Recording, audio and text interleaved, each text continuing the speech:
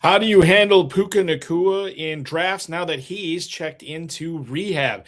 Did one AFC tight end just have cold water thrown on his 2026 breakout? And which second-year player might be on the verge of something big despite playing on a bad offense? Plus 11-time FFPC Dynasty League champion Steve Ezzo drops by to break down Juwan Johnson, Matthew Golden, and so much more.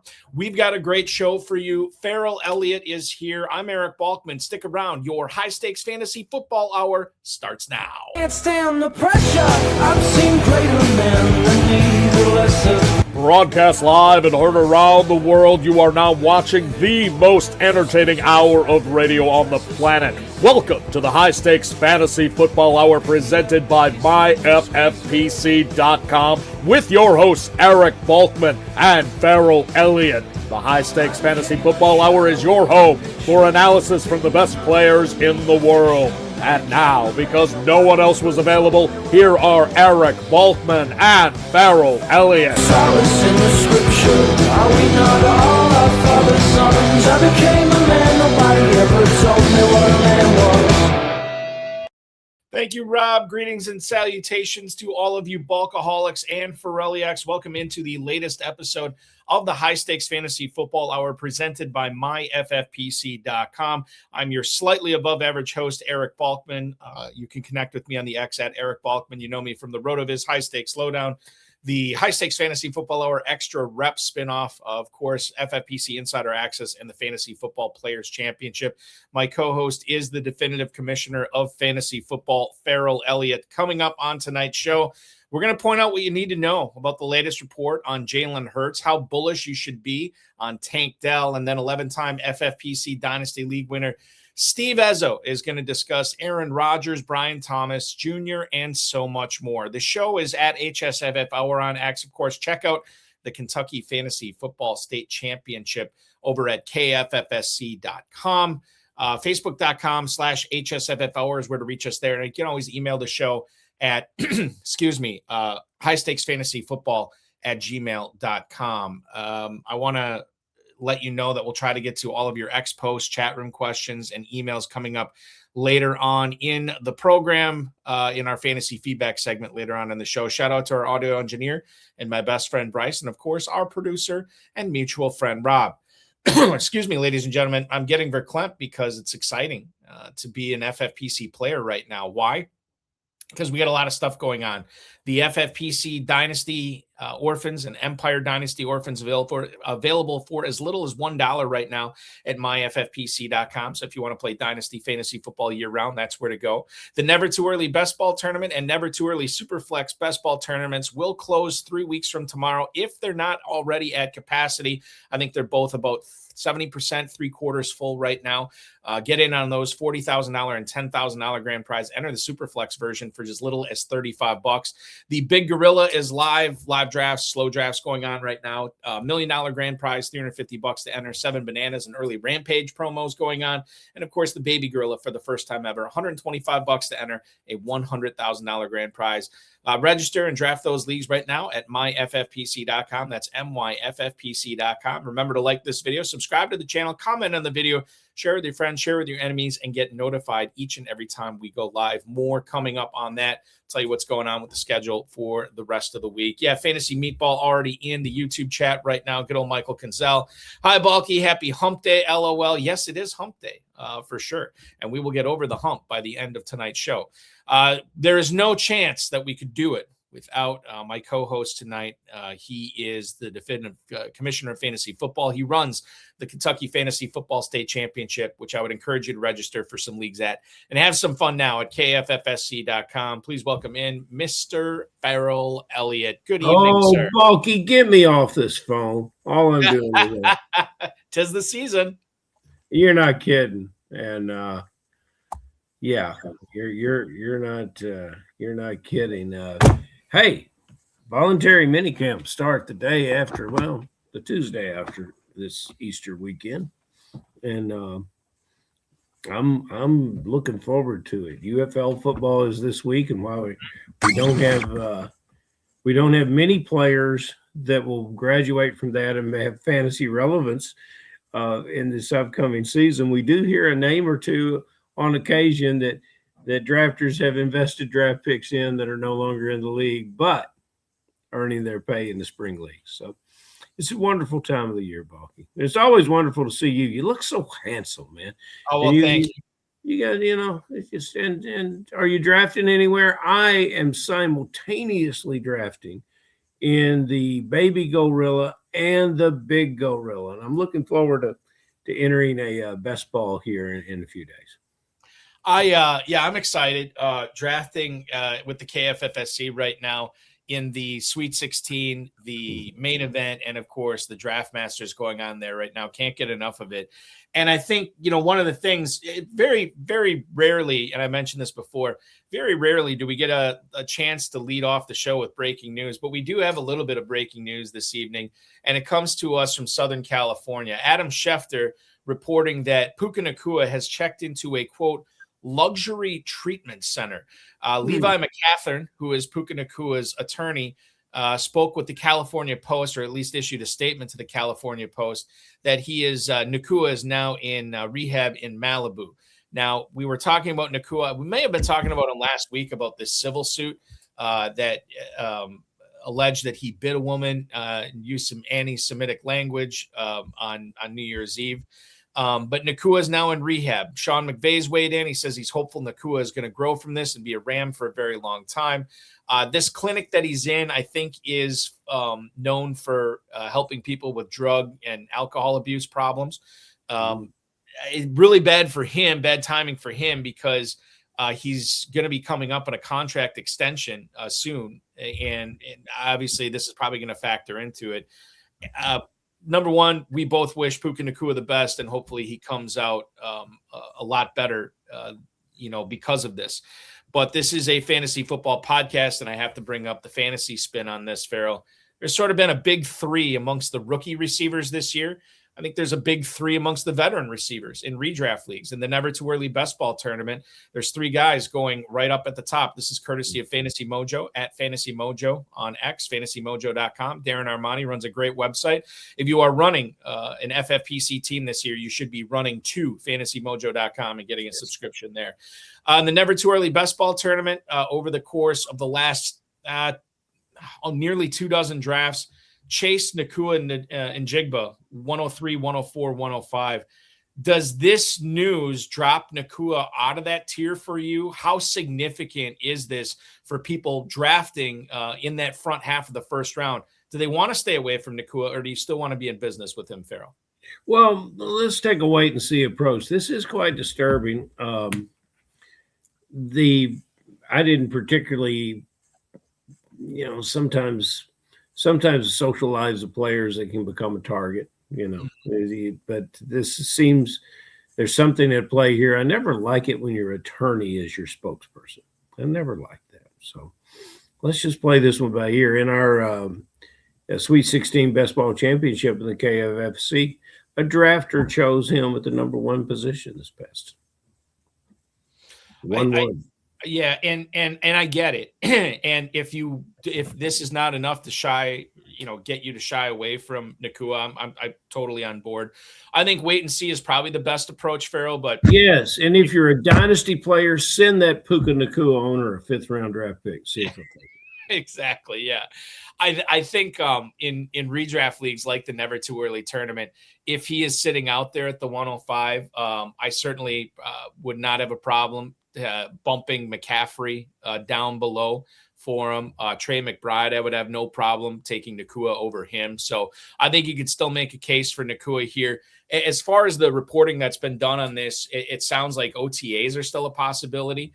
And if that's the case, then, and I think the other reporting stated that he's been there for a while. This wasn't a new thing that he just got there. So wishing nothing but the best for Nacua. For those of you drafting right now who really want to, us to take a stand on it, I'm not bumping him down a whole lot right now, if at all. I think I'd rather take Chase ahead of him. It's still a question. I mean, I guess it probably takes Smith and Jigba ahead of him right now, but it's close.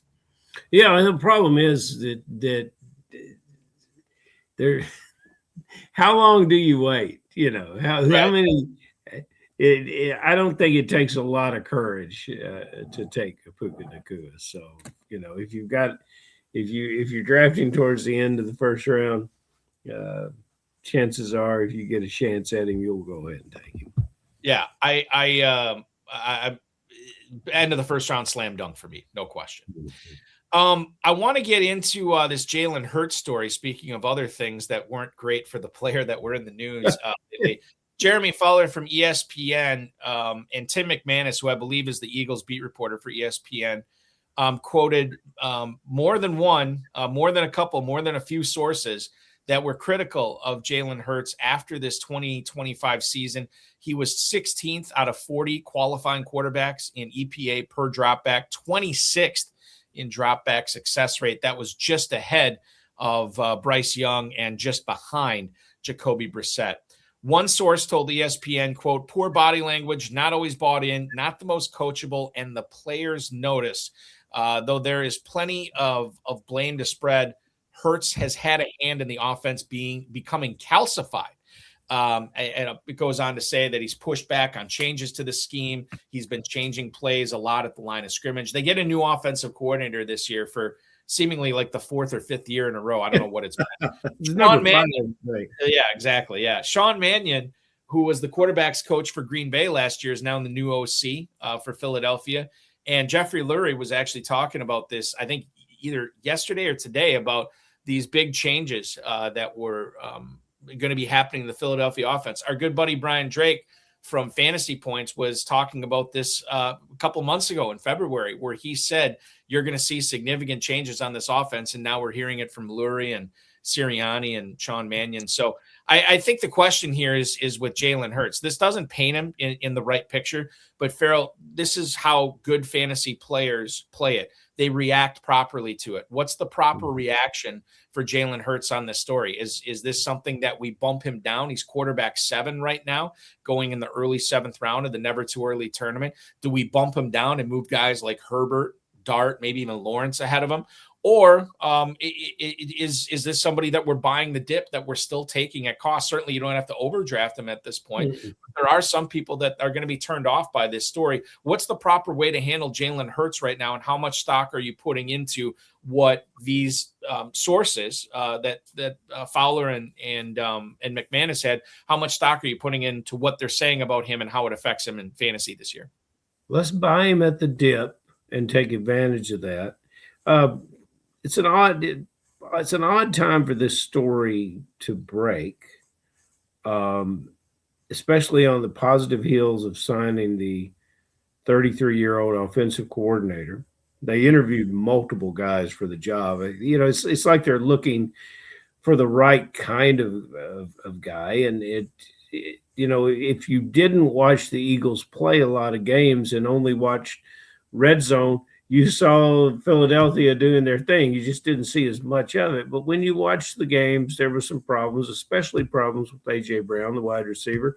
You don't know where that kind of thing start. My father had one of his token sayings was, "Can't stand prosperity." And these guys last year could not stand prosperity. The coaching, you can understand why the offensive coordinator got fired last year or moved on, because it's a situation where just the one thing that I love, a play action pass. They ran very little of that. If you've got a running back like Barkley in the backfield, I'd play action all the time. They don't send players in motion much in the offense. So I think the whole offense is going to look new. Obviously, they looked to find someone that they thought could link up and work with this quarterback and all the other players on this offense. But look here, if you can't coach Jalen Hurts, you should get the hell out of the business. That's really what you should do. This guy has been Super Bowl MVP, one of the best players in the league. He wins games at the rate of like 3-1, something like that. You've got to find a way. This bump in the early part or the middle part of his career, I guess we should say. You've got to find a way to bring that together. That's why you get hired to be in a job like this. If you're a coach and you've got, as in the coaching world, they've now got the shield on the resume, then they've got to earn that. And the players got to step up and say, everything that went down last year is going to change. yeah, from fantasy football perspective, if we saw the worst from him last year, it didn't necessarily kill you, and I think you've got a good chance to win with Hurts this year. And there's plenty of quarterbacks available that you can pair with him to make this work. We're not looking at the schedule, so we don't know how to put that aspect together of it. But I like the division he's in. I could go on and on.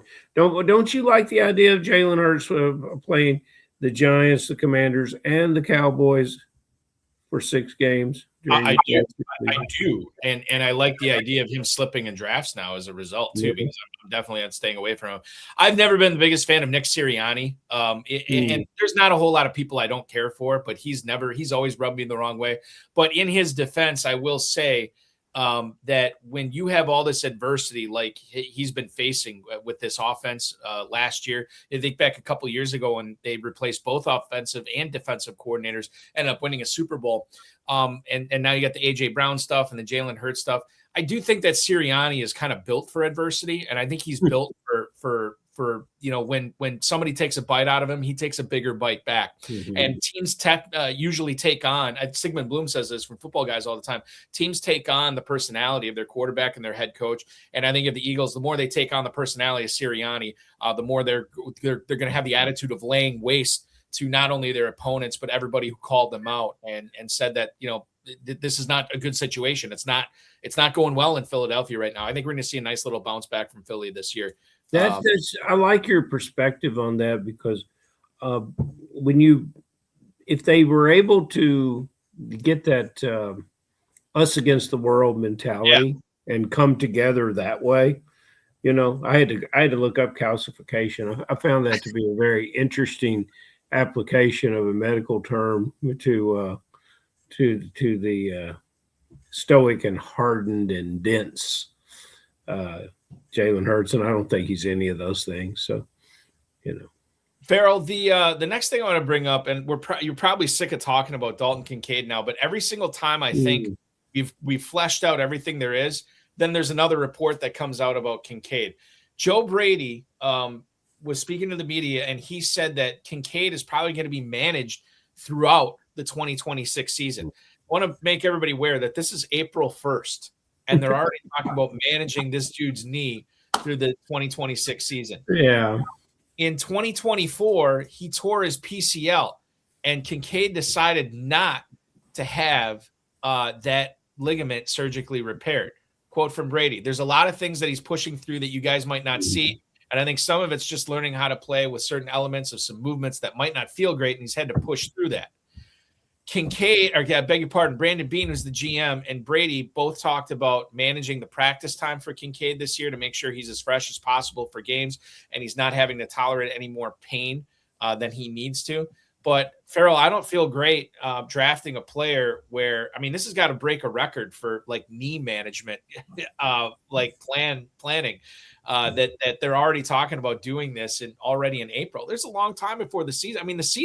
The NFL season is not going to start for another 5 months. And so for this to come out in April, I have serious misgivings. And it stinks because I know there's a lot of smart people out there expecting a breakout from Dalton Kincaid this year. And maybe his knee is more likely to break than his fantasy game breaking out. Dalton Kincaid going as tight end 11 right now, behind Gadsden and Ferguson, ahead of Kittle and Kelsey. I don't know, man. I feel like I'm a lot more bearish having this. Maybe I'm putting too much stock into this report, but this does not give me the warm fuzzies at all about Kincaid. It was not. This player was not for me even before this report. We've talked about it before, Balky. Let's just go back to what we talked about the Eagles. It's a full culture situation. Now here with Kincaid, we talked about the training staff being the real superstars, the unsung heroes of the NFL. Sometimes they get these guys ready to play. And I think that's what they mean by management. A veteran like this is not going to practice quite as much. We see that with Kittle out in San Francisco as well, and other players. They just don't make a whole lot of noise about it. But the tight end is very special and very important to the FFPC. There's many tools in Buffalo to move the ball. Kincaid's a talented tight end, but I see other guys that are not only talented, but leaned on more effectively and more necessarily by their offenses. So I think we need to just hope that Mr. Kincaid does well, and those tight ends drafted around him and slightly after him would be who I is targeting. Now, if he falls 5 or 6 spots, it begins another conversation. If he slips, I mean, you're talking about like if Kittle, Kelsey, Sadiq, Goddard, likely, if they all move ahead of him, then yeah, it becomes a value. If he gets down there with Dalton Schultz and who's a top 5 pass catching tight end from last year, but if he gets down there with Dalton Schultz and some of the things like that, then it's, that's where I've always seen him anyway before this news. Based on what we just said about Kincaid, you can probably understand that the HSFF Hour host's not going to have a whole lot of Dalton Kincaid this year, as it stands right now anyway. Yeah. Let's talk to a gentleman right now who has had a lot of success in the FFPC, especially in 2025. We'll bring in our guest. Ladies and gentlemen, he is an 11-time FFPC Dynasty League champ, and 9 of those titles came this past season alone. He's here tonight to talk about some of the players that he has on those teams, what cut down was like for him getting his rosters down to 16 players. He's also going to wax poetic on Kyron Williams, Terry McLaurin, and so much more. Please welcome in onto the program, Mr. Steve Ezzo. Steve, welcome in. Happy Wednesday evening. How's it going tonight, sir? Good evening, gentlemen. Thanks for having me. Be a pleasure to chat some fantasy with you guys. Thank you, Steve. We are excited to have you for sure. Before we'll get the non-fantasy stuff out of the way, when you are not crushing all these FFPC Dynasty leagues, Steve, what are you doing for a living? I'm a buyer for TJX Companies, which owns TJ Maxx and Marshalls. I've been there for 28 years, so I've been negotiating different deals for my company for a long time, and enjoy taking that over to the fantasy world. 28 years. Did you start in the back room when you were 12 years old? Right out of college. 28 years. What was your first position right out of college? It's called an allocation analyst, analyzing merchandise, sales, and inventory kind of stuff. Another numbers guy, Balky, bringing it into what the people want. This is a perfect training for a fantasy football player. Did you know you were being trained to play fantasy football when you not only had your education and then chose your job? I've been playing fantasy since the 90s, and before that was collecting baseball cards in the 80s in the junk wax era, wasting my money on that stuff, but always analyzing my Beckett price guide on the baseball cards, and that kind of transitioned right into my job and right into the fantasy stuff later on after the card collecting was kind of over. It's so funny. Congratulations for that. It's so funny, Steve, that you bring that up, because I'm 46 and I grew up like, late 80s, early 90s, like in the heyday when baseball cards were basically no longer what they were worth. That's the largest part of my collection, which I still have. I'm still hoping at some point they regain some value, but maybe another 20 years we'll hit it big. Another 20 years, exactly. But it's so funny because I was doing the same thing back then. But when I stopped really card collecting was when I got into fantasy sports, fantasy football, fantasy baseball. It's kind of more of a natural transition than I think a lot of people think. But I was kind of done with card collecting once I started playing fantasy football, for sure. Exactly. I just find, I've been playing fantasy since the 90s, and just a couple of years ago found my FFPC.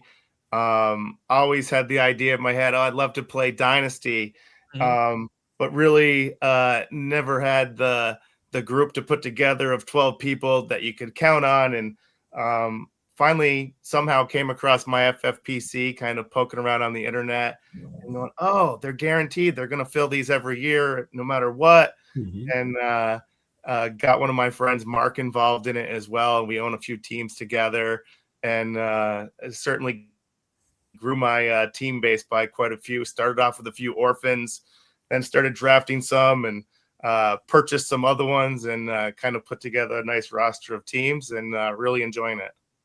I don't think it's so transactional, Steve. I don't believe you purchased them.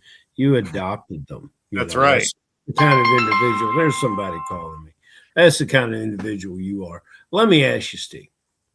We've been talking tight ends, and the player that seems to be gaining universal good wishes and great vibes from would be Gadsden with the Chargers. And I love this player in college. I think he's a wide receiver masquerading as a tight end. That's a whole nother story.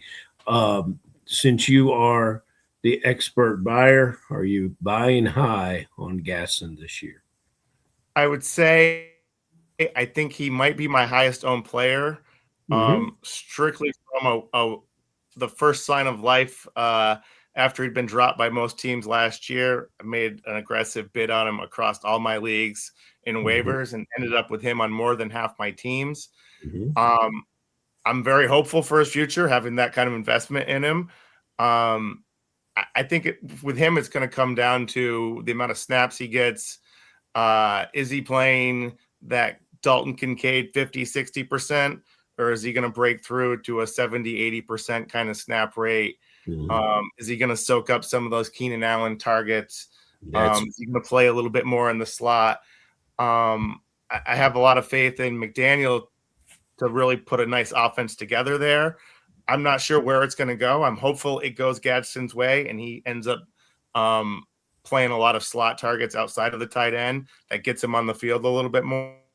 But I think I'm kind of taking a wait and see. I already own him in so many leagues, not somebody I'm going out and trying to get him at value right now, but I'm holding, hoping it works out in a positive way. Steve and Balky, have we determined that Keenan Allen is not going back to the Chargers? He's unsigned.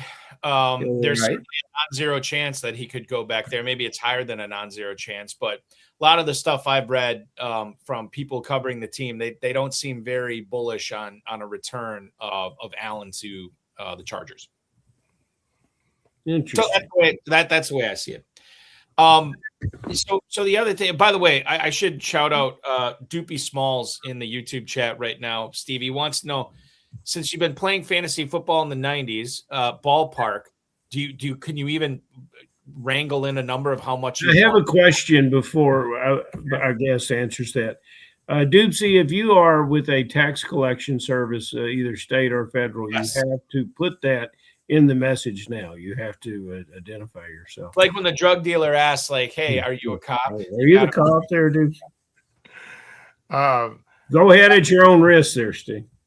I have no clue where I'm sitting all time. I'm actually in some leagues with said Doopy Smalls, one of the guys I share some leagues with, and we compete against each other in some leagues.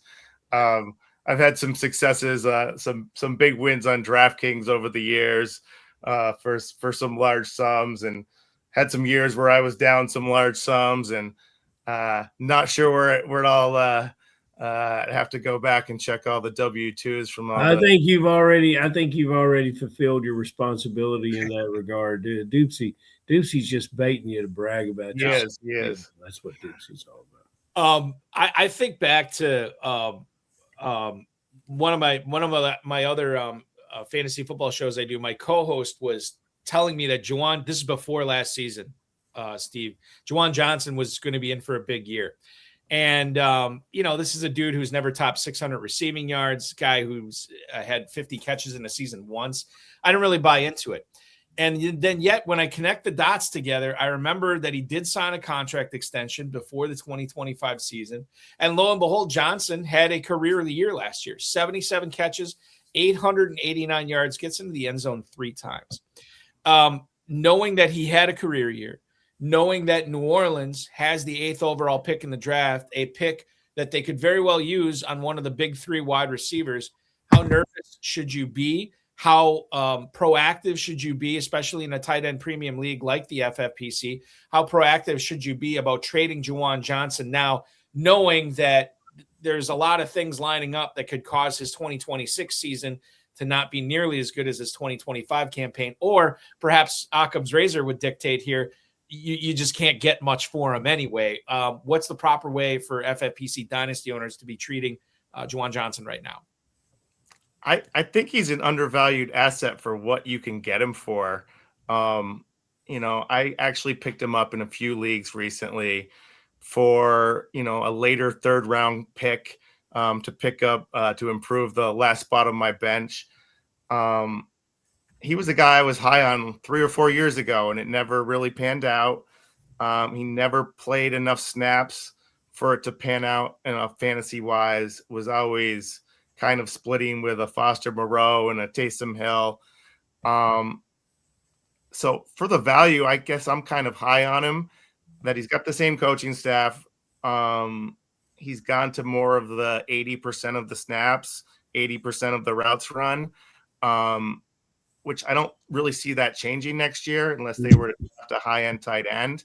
They didn't really address that position in free agency.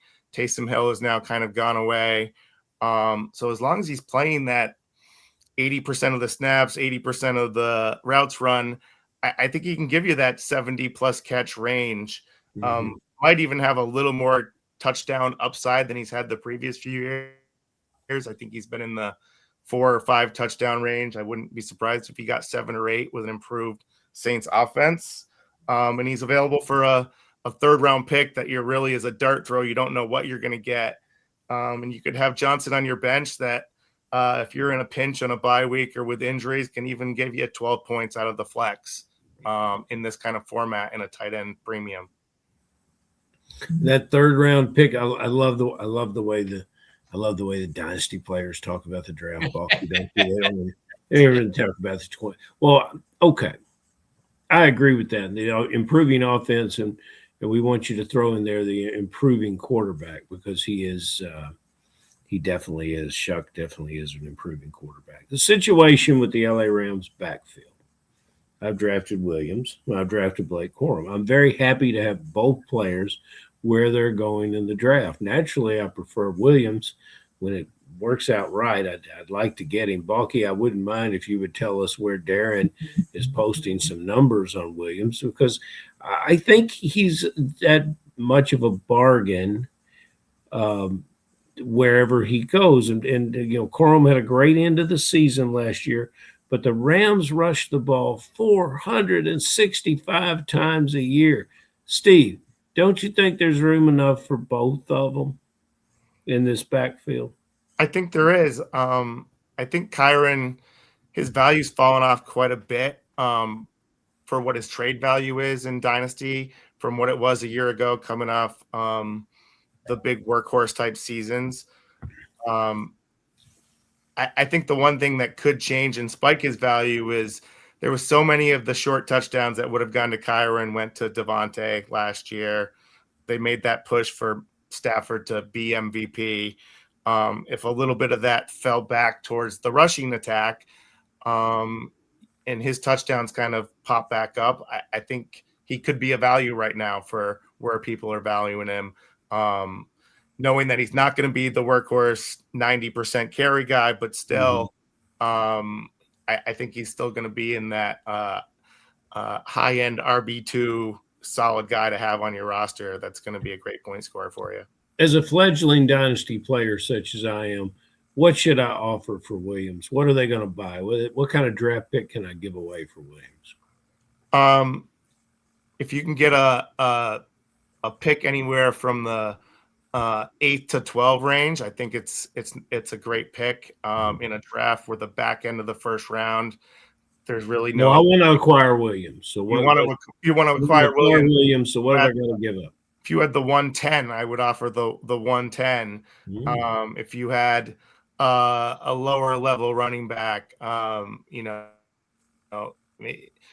guy we might talk about, RJ Harvey, who I think might be a little undervalued and come down, but maybe it's RJ Harvey in a late second, early third to upgrade to Kyren, that kind of thing. Guys, this might surprise you. Maybe you already know this. Kyren Williams is exactly 1 day short of being 3 months older than Blake Corum. I'll repeat that in a different term. They're the same age, Buck. Basically, Kyron Williams is 3 months older than Blake Corum, which I think is surprising because we think Williams has been around for a while. He's got to be much older. He's really not. Where did he play college ball? Kyron Williams went to the University of Notre Dame. So, see, he's been on television forever. Yes, that is true, 100%. He and Captain Kangaroo. You know, Blake Corum went to Michigan, so he's been on television for forever. Not really. The numbers you asked for, Ferrell? Kyron Williams, running back 16 at the 307. Blake Corum, running back 37 at the 910 in the Never Too Early Best Ball Tournament. Still about 6 rounds separating these guys and about 20 running back slots. Mm-hmm. So there you go. So again, the question is, how many carries will separate these guys? Oh, now now you're onto something. And if we look at the Ram stats from last year, and you kind of alluded to this, Ferrell, the big finish that Corum had. But if you look at in totality, you had Kyron Williams at 259 carries, Blake Corum with 145. So Kyron Williams kind of doubled him up as far as it goes there. Williams had 36 catches, Blake Corum only 8 catches last year as well. So, there is a significant – we know Corum finished strong, but we do know that Williams is still buttering the bread of the Rams backfield, so to speak. Professional. There you go. Now, a guy who maybe is a little bit light on the butter as far as buttering the bread in the Broncos backfield is R.J. Harvey. I brought this up before too, Steve. I was a little surprised to see the numbers on the J.K. Dobbins deal. Did not think that they'd be paying him that much. And I've also heard, and I don't know who's reporting this out of Denver, but somebody reputable, don't be surprised if Denver takes a running back that's going to have a significant role in 2026 in the NFL draft. How different, all these things, summing up this question, how different do you think R.J. Harvey's role is going to be in the Broncos backfield in 2026 compared to what it was his rookie season last year? I think Denver, the one thing they learned is he's not great running the ball between the tackles. I think it's some of the worst numbers in the league as far as his yards per carry when he's attempting, inside runs. Peyton has still had some good things to say about Harvey. Having a better season next year. I think they need to lean into the things he does well. There's a reason why they needed to bring back Dobbins. Harvey can't run up the middle. I think they need to use him more as a pass catcher on these outside runs. You saw how explosive he is. He scored double-digit touchdowns. But he's not a guy that you're going to hand the ball off 20 times a game when he's going to run it up the middle. They got to find creative ways to get him the ball. So I could see them drafting another running back because if Dobbins does go down, Harvey is not that up the middle guy. He's not going to be your 15, 20 carry guy. So if they can get him creative ways where he's catching 4 or 5 passes a game and getting the ball in the situations that he can really take advantage of, I think he can have as good or better of a season as last year. I don't think he's going to make the leap into RB1 territory, but could be an RB2. If he's used correctly, but he's not going to be that 20 carry, 50. He's not going to be that up the middle guy. So I can see them taking another running back in case Dobbins goes down, which always does happen. Right. Yes. Yeah. There's a non-zero chance that much higher than a non-zero chance that Dobbins is going to miss time. I think the hope for RJ Harvey dynasty owners is whoever they add in the draft is a guy that eats more into Dobbins' workload rather than Harvey's workload. And we do know, you mentioned it, Steve, in space, catching the ball. He's a player that can be a difference maker out there. And you certainly don't want to take those opportunities away.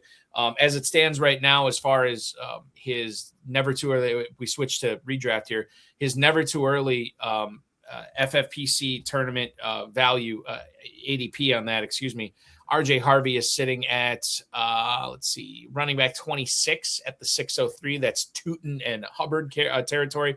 Definitely think I can get on board with that price for sure as my third running back, or perhaps even my second if I go zero RB. It would make a lot of sense. So, yeah, I'm bullish on Harvey, but understanding the limitations. It's all about expectations. And if you make those expectations too high, probably going to be disappointed with Harvey. But if you don't and you expect him to be, top 25, top 30, I don't think you're going to be disappointed on that.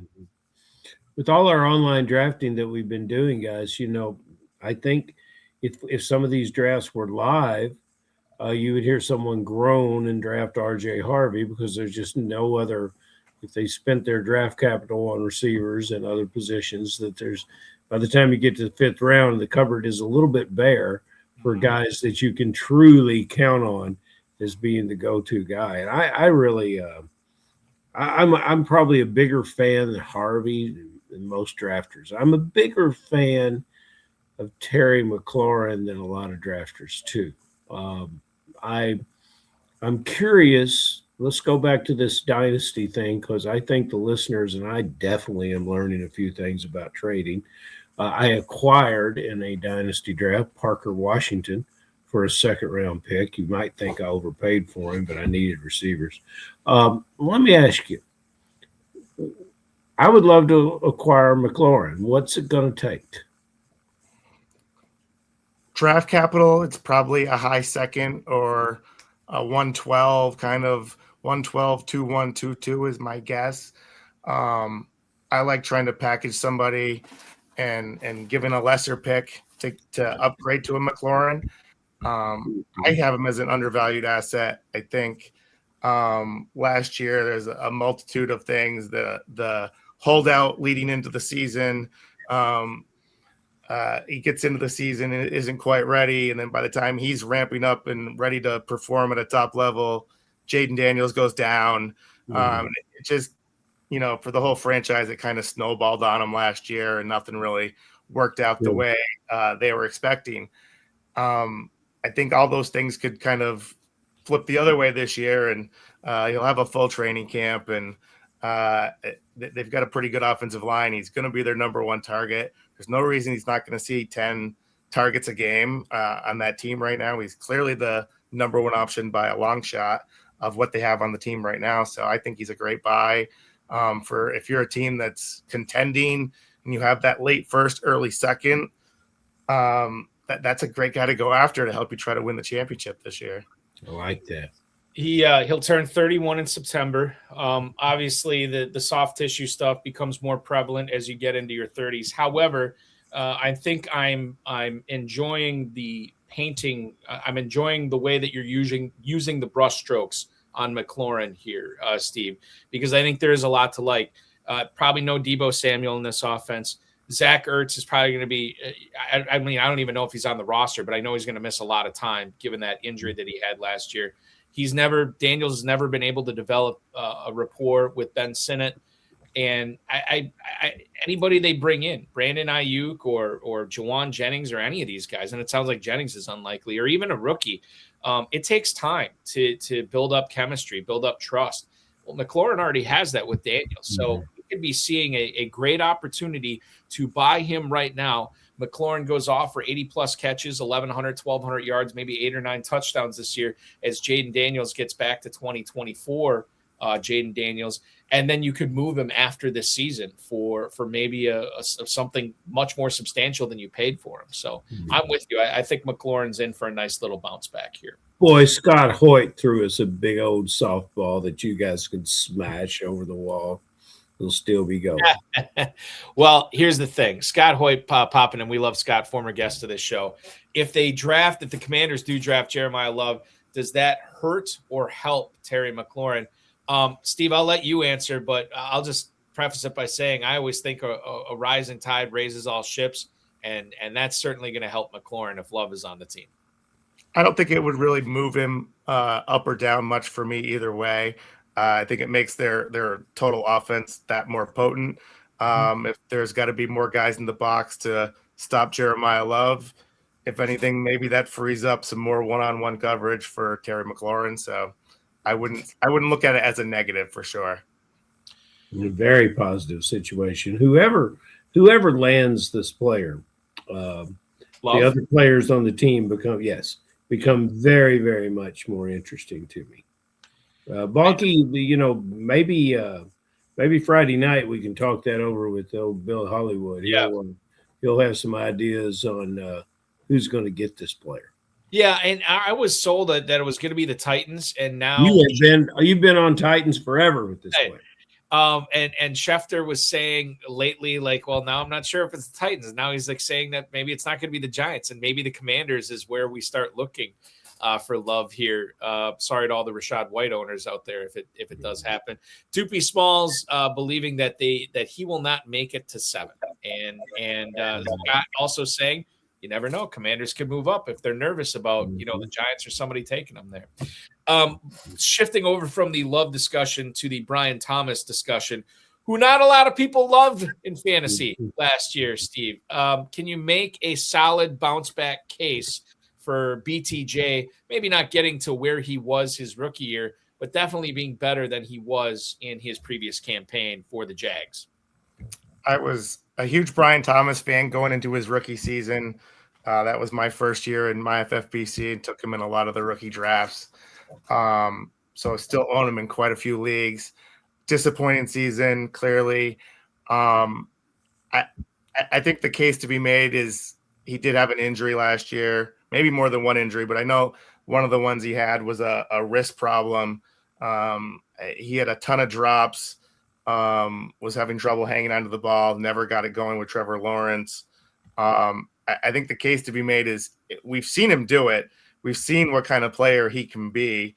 If he is fully healthy, can he make a leap closer back to what his rookie season is? To Ferrell's point, at cost, I think I like Parker Washington more as a dynasty player right now. He's one of those guys that I'm looking at in that you can get this guy. Sometimes you can get him for a 3rd round pick. And I just have a lot more faith after having watched him last year, particularly in the playoff game. He wasn't a high draft pick, but he's only 23 years old, and he's really done it when he's out there, and they've given him the opportunity. I think he's proved it to them.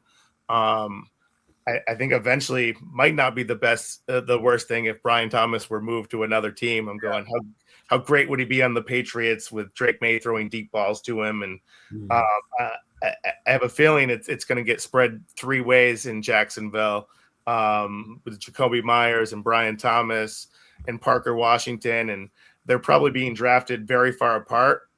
I'm not sure they're that far apart in the stats that I'm expecting from them. I still think long-term Brian Thomas Jr. can be a top-level number 1 wide receiver. I'm not sure if we're going to see it next year in Jacksonville. We may see it again sometime in his career. I'm not convinced it's next year. I think it'll be better than last year, but probably not as good as his rookie season. Balky, a noted dynasty player, just said I made a good move with Parker Washington.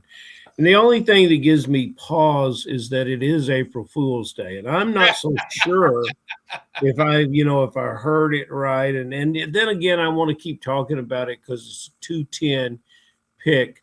And that means I had a team that finished as close enough to the top to earn the 210 pick.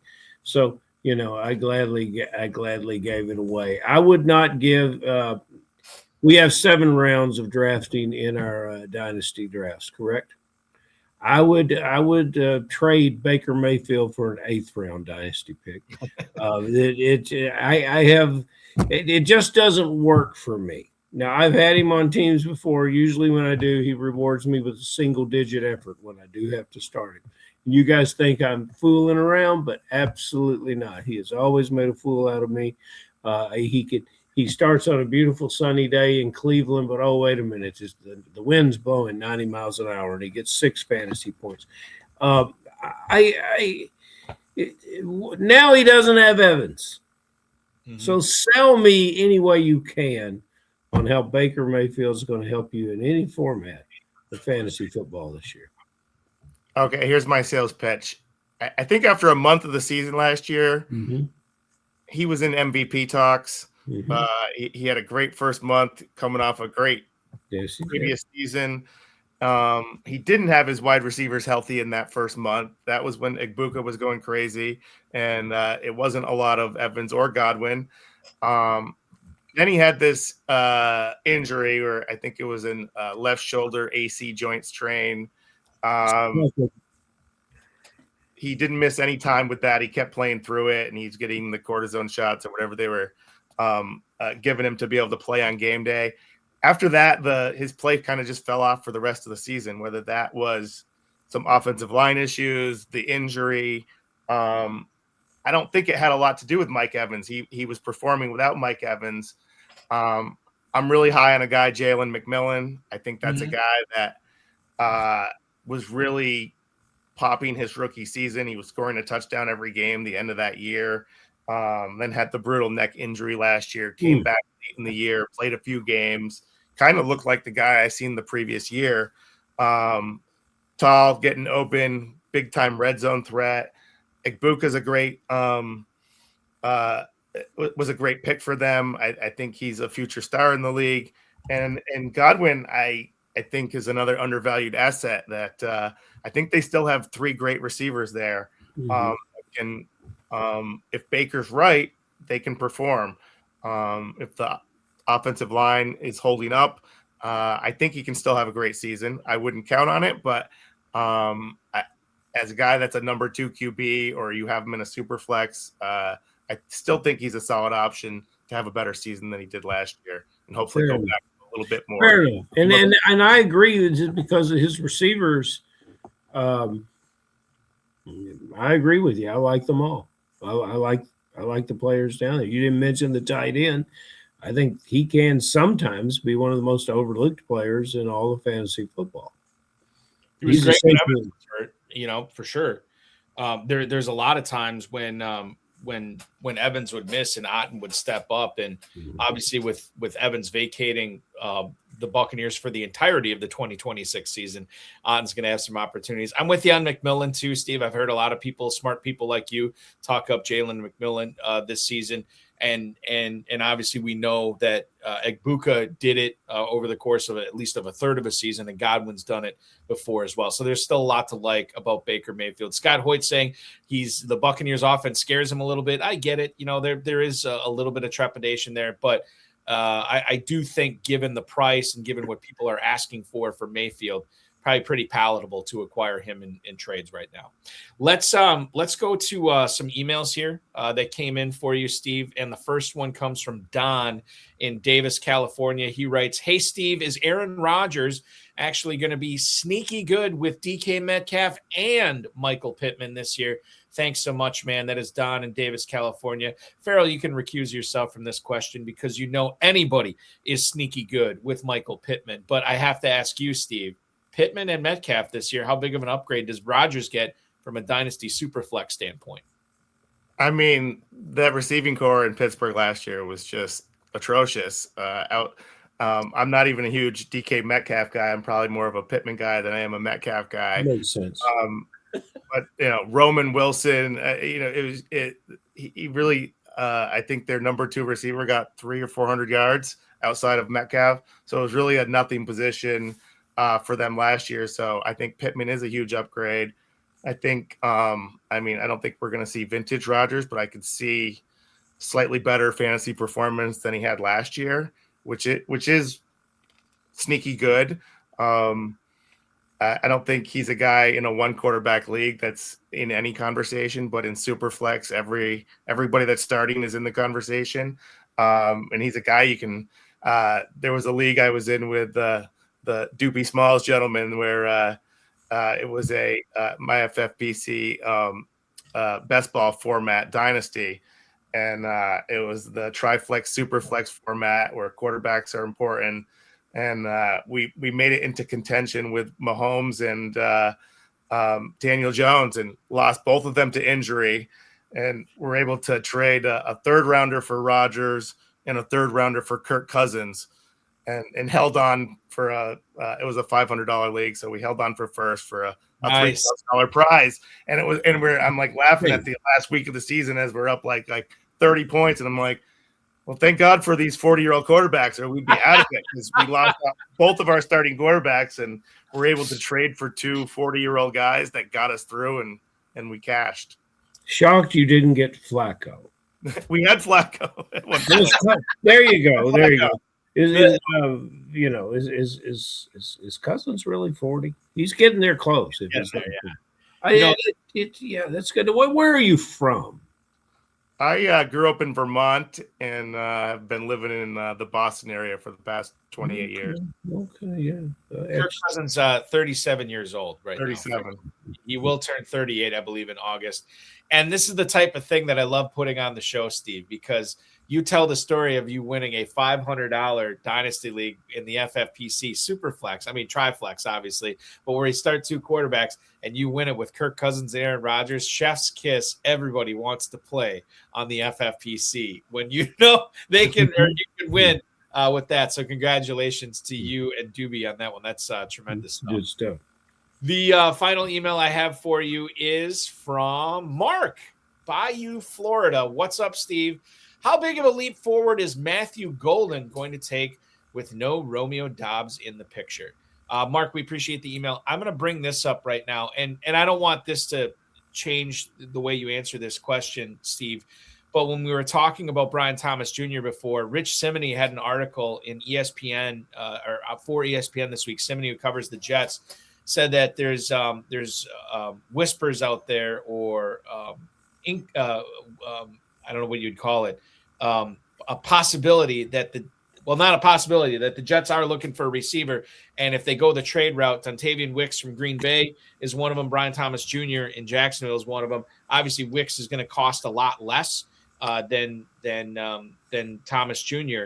And we can look at this question through the frame of if Wicks actually gets moved. This, I think, not only says a whole lot about Christian Watson, Tucker Kraft, Jaden Reed, it says a significant amount about Matthew Golden as well. So if Wicks gets traded, if he doesn't get traded, let's talk about Matthew Golden in his sophomore season in the green and gold. It's interesting. I think Green Bay, I look at Golden and I see what he does, and he does a lot of what Christian Watson does. So I really question how that's going to work out. Watson really appeared to be their number one last year. I do see Golden stepping up this year and becoming their number two option on the outside. I could see him break out if Watson were to go down, which has happened quite frequently over the years. Mm-hmm. The negative I see on Golden is most of his targets are way down the field. He's not getting any of those easy, short, underneath targets. So I look at that kind of format where I'm in the Dynasty Best Ball kind of format, and I kind of like him there more than I would like him where I have to choose the week he's going to blow up. Yeah. I think he's going to have some weeks where you're going to go, oh, he got 4 catches for 120 yards and a touchdown, and like it's great. And then the next week you put him in your lineup and he gets 2 catches for 35 yards and you're disappointed, and then he's out of your lineup and then blows up again, and kind of a Jameson Williams kind of player for the way he was kind of working out for a couple of years, where he's going to have those spike games and then he's going to have some real low number games. So in a best ball kind of format, I like him more than where I have to decide like, oh, he's one of my top 3 receivers. I'm not sure I'll make the right decision on that. He's a guy I've been selling more than buying. If I can move up in the draft, if I can use him to, I think there was a league I'm trying to move to from 110 to 1-4 by throwing in Golden, that kind of thing, to get into the top 3 receivers in this draft, and just getting a better pick. So that's kind of the way. That's some good stuff. That's some good stuff right there, Bucky. I hope everyone was taking notes. I certainly was. Last year with that Matthew Golden, I don't think, especially during the pros versus Joes, I don't think we had a player that was so pumped up full of hopium than there was this player. I mean, it was just, man. And when we got live to Las Vegas, he was a player that just had to be targeted. I think part of the reason for that is twofold. Number one, the 40 he ran at the combine, that bumped him up. Yeah. And the other thing, I mean, obviously draft capital is king when it comes to dynasty research and how well these guys turn out in the pros. But when you have a team like Green Bay, who seems to be allergic to drafting wide receivers in the first round plus decades, and now they're investing into the speed merchant, Matthew Golden, I mean, that does raise eyebrows of dynasty players, best ball players, redraft players. I think we had all those things combined. you were looking at it from the standpoint of like, yeah, maybe Golden is like, I'm a Packers guy and I didn't like the pick at all. I was like, but at a certain point, you have so many people telling you, like, no, I mean, look, connect the dots here. And then I started to believe, like, okay, maybe Golden's actually going to be pretty good. Training camp stuff was great, and then the season happened, and it just wasn't all that great. I will say about Matt LaFleur and Brian Gutekunst talking about Golden after the season, coming into this season, they're still very high on him, understanding that in the way the Green Bay Packers run their offense, it just doesn't automatically click for these young receivers right away. So I remain hopeful about Golden, but if he has another season this year where he underwhelms, certainly will not be the most shocking piece of fantasy information I gleaned from the 2026 season. Ferrell, one more piece of information we need to get from Mr. Ezzo tonight is something you're about to ask him. Very much so. You know, when you begin to talk about Aaron Rodgers, it makes me think one thing, Steve.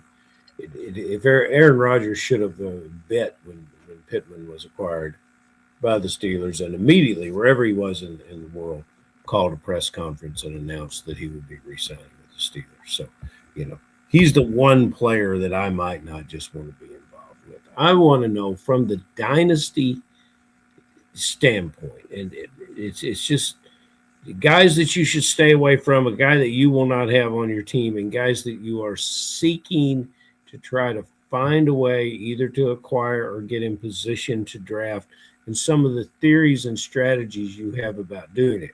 Because I think that you have your finger on the pulse of all things dynasty football, and you've been one of the most interesting dynasty guests that we've ever had in the history of this program. I will award you a Balky for that. That's the awards that we give out at the end of the year.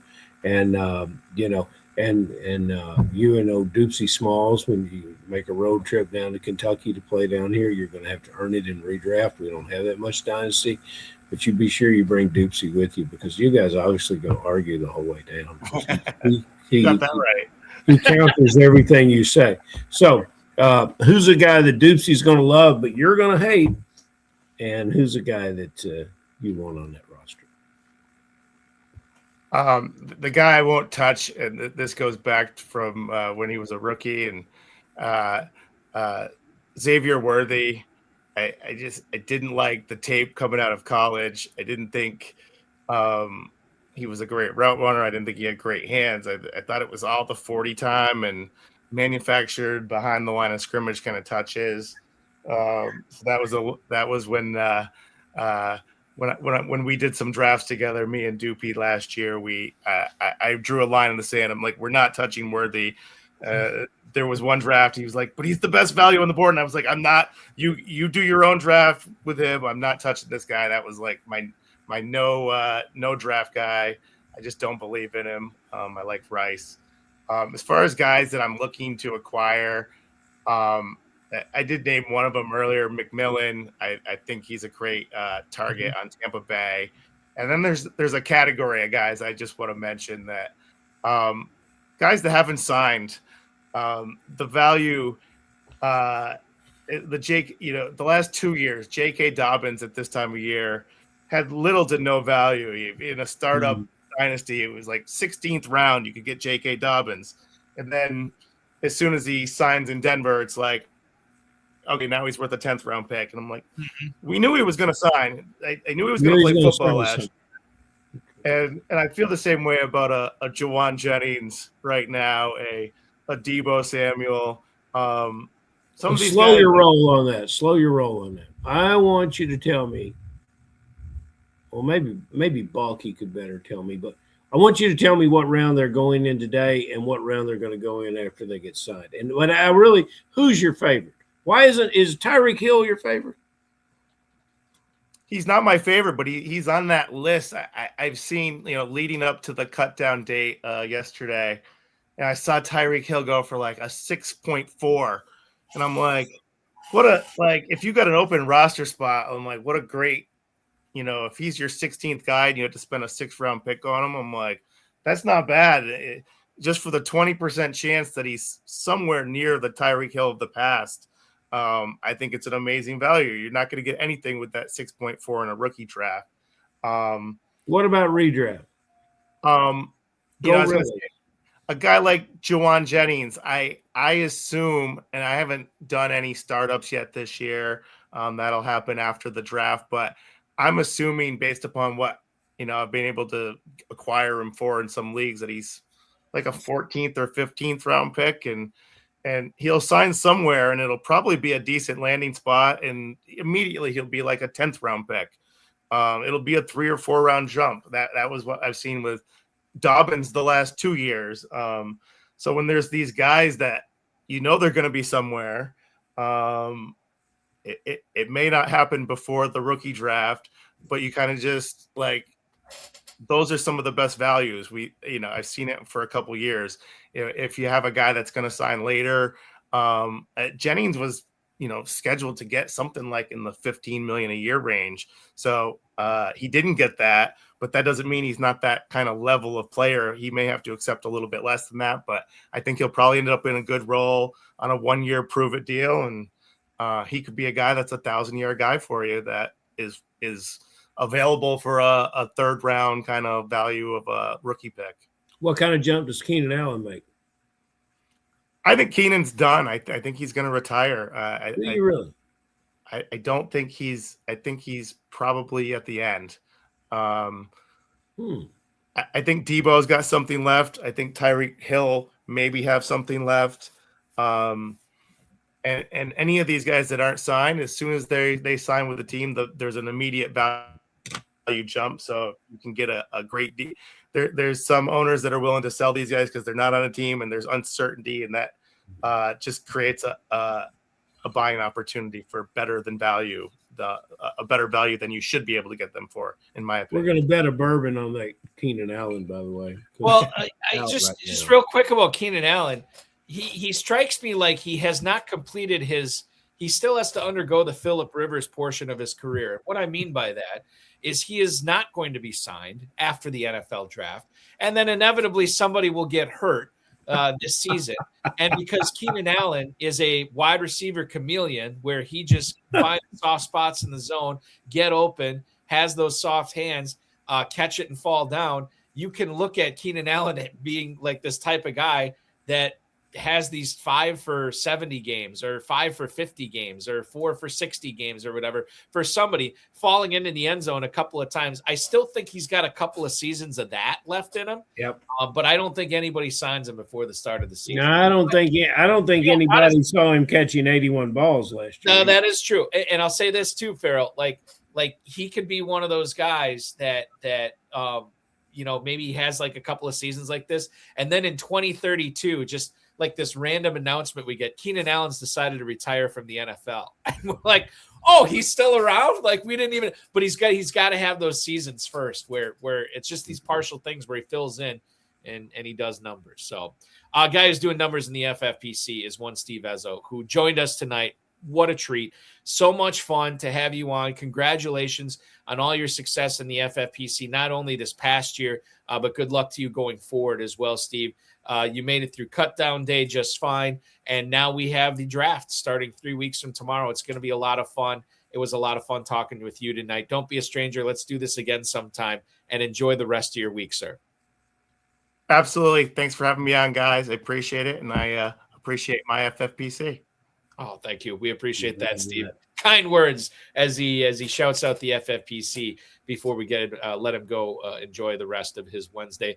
Good stuff from him. A lot to learn about how he's treating certain players as far as trades go, how he's valuing these players for dynasty purposes. And I think that really helps us out going forward as Ferrell, you and I get ready for the NFL draft. You and I getting ready for rookie drafts coming up after the NFL draft in our dynasty leagues. Certainly wise words from the man from Massachusetts tonight. And the whole structure of his industry relates to what he does. The profit is made when he buys the product, not when they sell the product. And the jobs are made by the products that he buys and positions within this. This is an interesting guy. He's learned a lot since day one when he walked off that college campus and into this job. You can see how he flexes it into fantasy football. It's pretty cool. Certainly, the stresses of negotiation in his everyday job You would think he wouldn't want to do that when he gets home to manage his dynasty rosters and negotiate trades there. It just makes him that much better at it. It's an art. He's an artiste, so he just keeps working.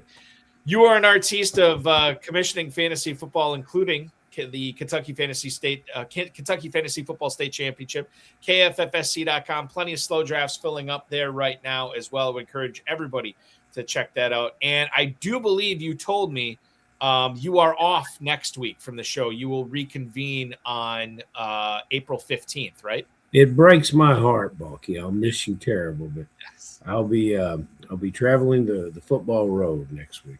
We will reconvene in 2 weeks, my friend. Thank you so much. And I'll see you on Friday, obviously, for extra reps, which is going to be a lot of fun. With Bill Hollywood. With Bill Hollywood, which is going to be a blast.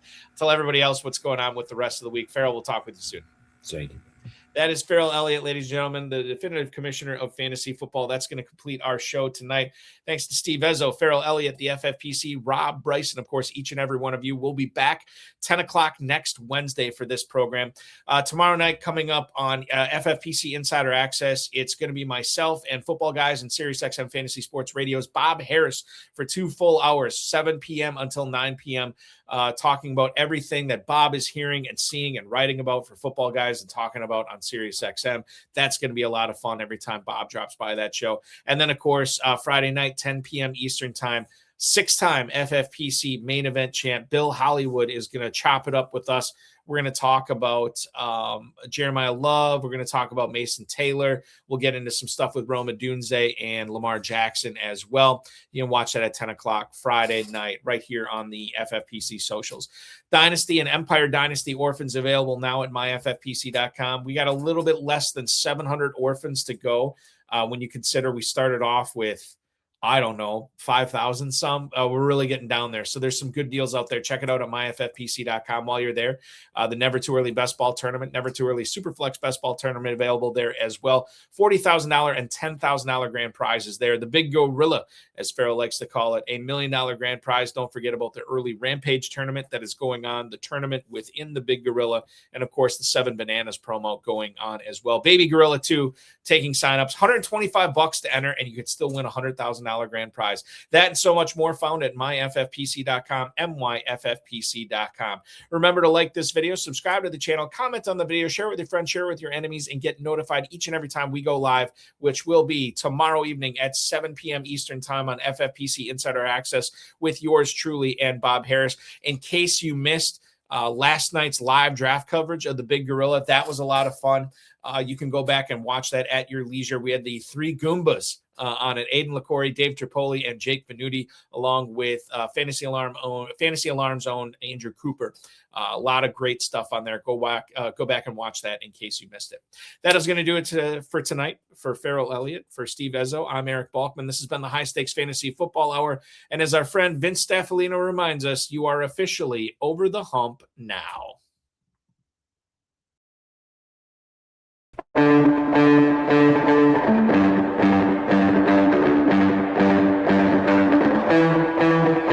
This has been another episode of the High Stakes Fantasy Football Hour presented by myffpc.com. It was broadcast live and was watched around the world. Balky and Ferrell will be back next week with more analysis, more interviews, and more advice from guests much smarter than they are. Thanks for watching, and we'll talk with you again next week. I'd also be remiss, I know she'd be upset if I didn't say this, but a happy 11th birthday to my daughter, Emma, who is celebrating. She is an April Fool's birthday. She had a great day today. Hopefully, it continues for her through her age 11 or now her 12th year on this planet. So happy birthday, Emma. Love you very much. And I'll talk with all of you guys on FFPC Insider Access on Thursday. And of course, Extra Reps, the HSFF Hour spinoff podcast at 10 p.m. on Friday. Be good, everybody.